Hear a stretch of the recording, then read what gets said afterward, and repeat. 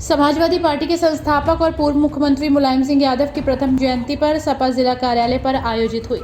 जनसभा में सपा कार्यकर्ताओं ने नेताजी के चित्र पर माल्यार्पण कर श्रद्धांजलि अर्पित की। अगर मेरी जिस्म की खून की एक एक बूंद भी आपके इस्तकबाल में अगर मैं कुर्बान कर दूं,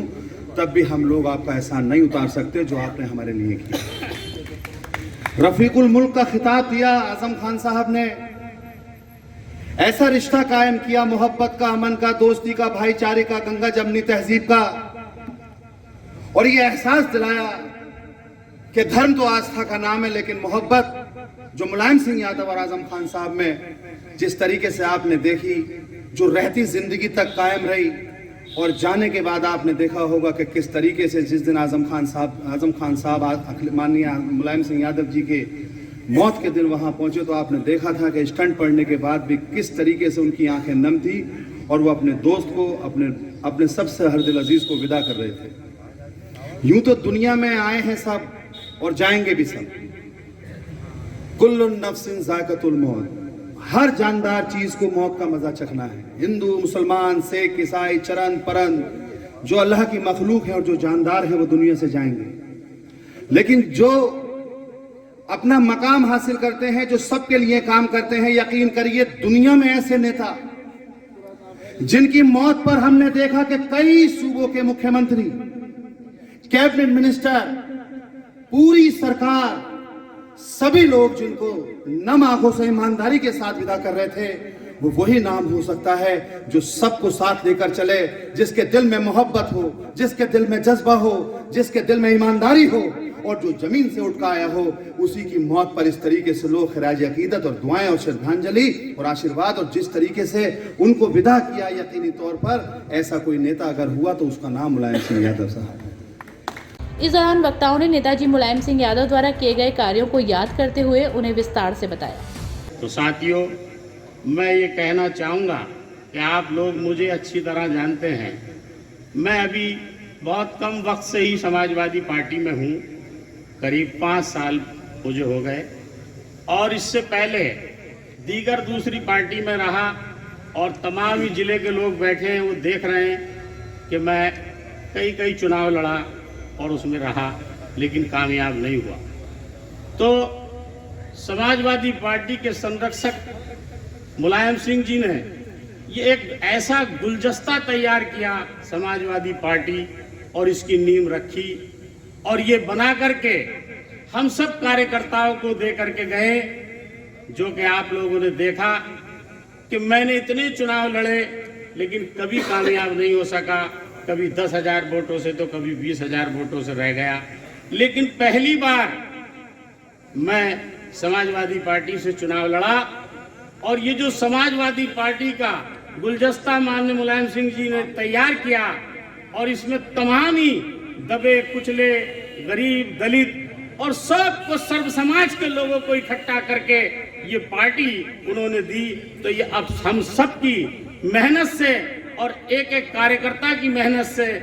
आज मैं एमएलए बनकर के आपके बीच में खड़ा हूँ, वरना तो मैं ये मानता हूँ अपने दिल में कि मेरा कोई मुंह नहीं था जो कि मैं एमएलए बन जाऊं। तो मैं ये कहना चाहता हूं सभी सर्व समाज के लोगों से, सब साथियों से, कि साथियों, ये जो गुलदस्ता माननीय मुलायम सिंह जी ने हमें दिया है, इसको हमें पूरी तरह से इसे रखा करके चलना है, और जो हमें दिशा निर्देश दे करके गए हैं उनके नक्शे कदम पर चलना है। और इंशाअल्लाह हम लोग और आप लोग जो एक एक आदमी टिकट चाहता है, चाहे वो नगर पंचायत का हो, चाहे मेयर का हो, चाहे वो सभासदी का हो, मैं आप लोगों से कहना चाहता हूं कि सरकार हमारी समाजवादी पार्टी की बन चुकी थी, लेकिन रह गई किसी वजह से। मैं आप लोगों को ये बताना चाहता हूं कि समाजवादी पार्टी की सरकार फिर बनेगी, और माननीय राष्ट्रीय अध्यक्ष अखिलेश यादव जी मुख्यमंत्री बनेंगे। हम सबको उनके हाथों को मजबूत करना है, और आने वाले वक्त में इंशाअल्लाह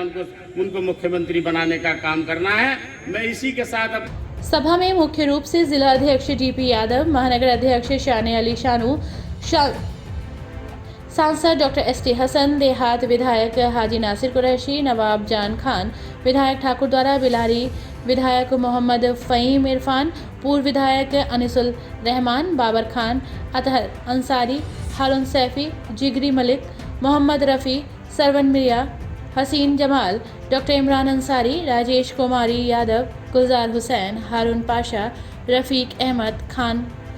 साथ ही लाखन सिंह सैनी आदि लोग मौजूद रहे। में जो समाज में वो कोई भर नहीं सकता। मुख्यमंत्री और भी थे जिनकी डेथ हुई, कल्याण सिंह जी की भी डेथ आपने देखी, लेकिन जब नेताजी की डेथ हुई और उन्होंने वो हमें छोड़ के चले गए तो आपने देखा कि पूरे हिंदुस्तान के अंदर एक रंज और गम की लहर आ गई थी। हिंदुस्तान का कोई बड़ा नेता ऐसा नहीं था जो सैफई नहीं पहुंचा हो और नेताजी को खराज अकीदत पेश ना किया गया। क्या वजह थी? क्योंकि नेताजी छोटे से लेकर और बड़े तक इंसान को बराबर का सम्मान दिया करते थे। नेताजी कभी ये एहसास नहीं होने दिया कि वो हमसे नाराज हैं, और अगर किसी वजह से थोड़ी बहुत नाराजगी भी है तो मना भी लिया करते थे। ये उनकी खास क्वालिटी थी।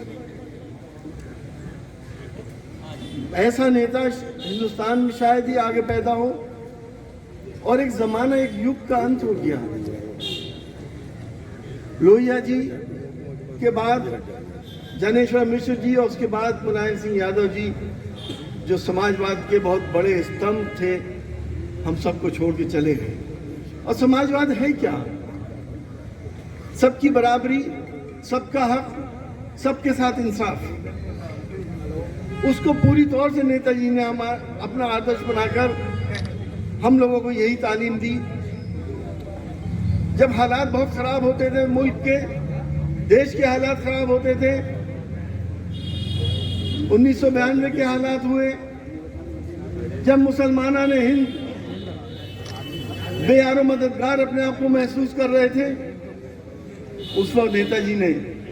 मुसलमानों के आंसू पोंछे और नेताजी ने यह कहा कि इस देश का मुसलमान हमारा भाई है, वो अपने आप को अकेला ना समझे, हम हिंदू भाई सब उनके साथ खड़े हैं। आज फिर वही दौर हमारे सामने है। हमें नेताजी के आदर्शों पे चलते हुए सबकी मदद करनी है, सबको साथ लेके चलना है।